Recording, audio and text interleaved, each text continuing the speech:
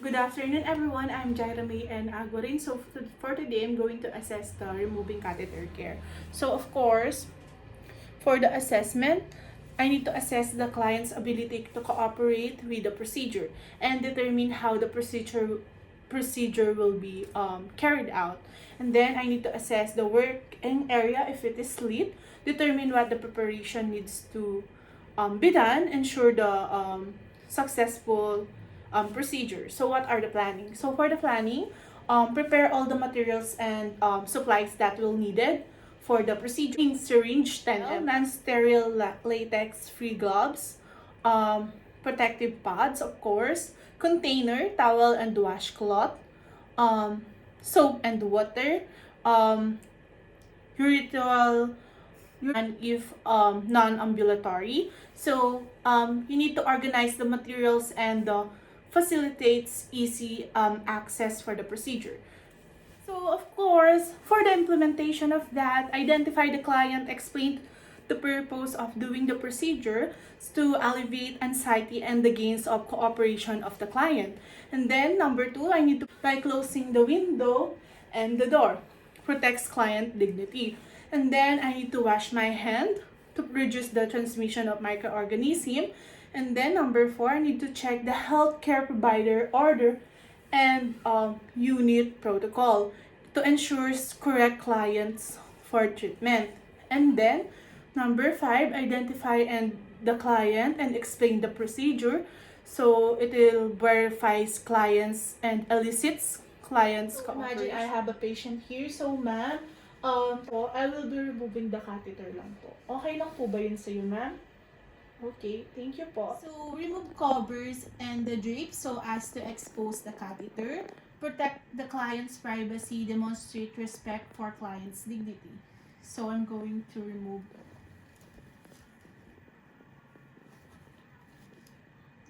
And then, put one on sterile gloves. Practice standard precaution.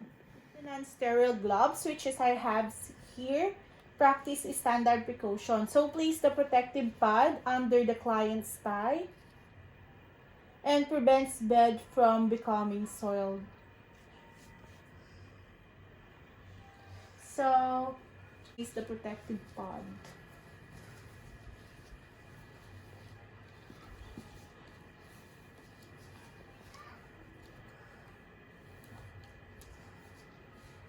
And then after I place the protective pad under client's thigh, empty urine in tubing into catheter bag and prevent the leakage from catheter onto client's catheter is removed. So here's the urine bag. And then insert syringe and into the balloon port and remove all the air or fluid from the balloon, generally 5 to 10 ml. Do not cue the port. On some system, the port should flatten out as all contents are evacuated. So, the purpose of that is, and then empty urine in the tubing into the catheter bag and prevent the leakage from catheter on the client when catheter is removed. And also, I need to remove any tape that may be holding the catheter leg, allows easy removal of the catheter.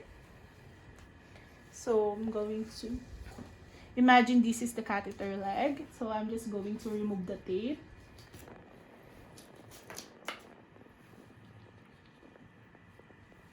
And then insert syringe and into balloon port and remove all the air or fluid from the balloon. Generally, 5 to 10 ml. Do not cut the port. On some system, the port should be flattened out as all contents are evacuated. Keeping port in fact ensure the ability to drain the content of the balloon. Cutting the port does not always drain the balloon, and once port is cut, there is no longer way to drain the balloon content. So,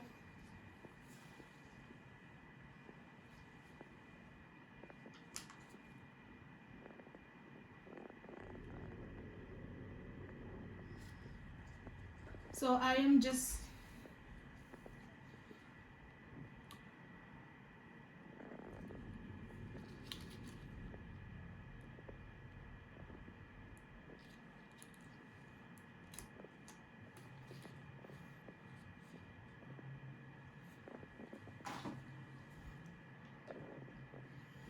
And then ask the client to take breath if able and gently, smoothly remove the catheter on expiration. Stop if you meet the resistance and reheat the balloon port. And damage to the urethra may occur if the balloon is not fully deflated. So, ma'am, can you take a deep breath? Okay.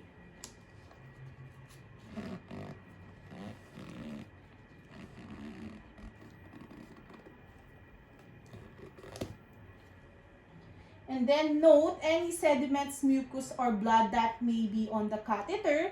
If needed, tips of catheter by cutting off the sterile scissor, placing in the appropriate container.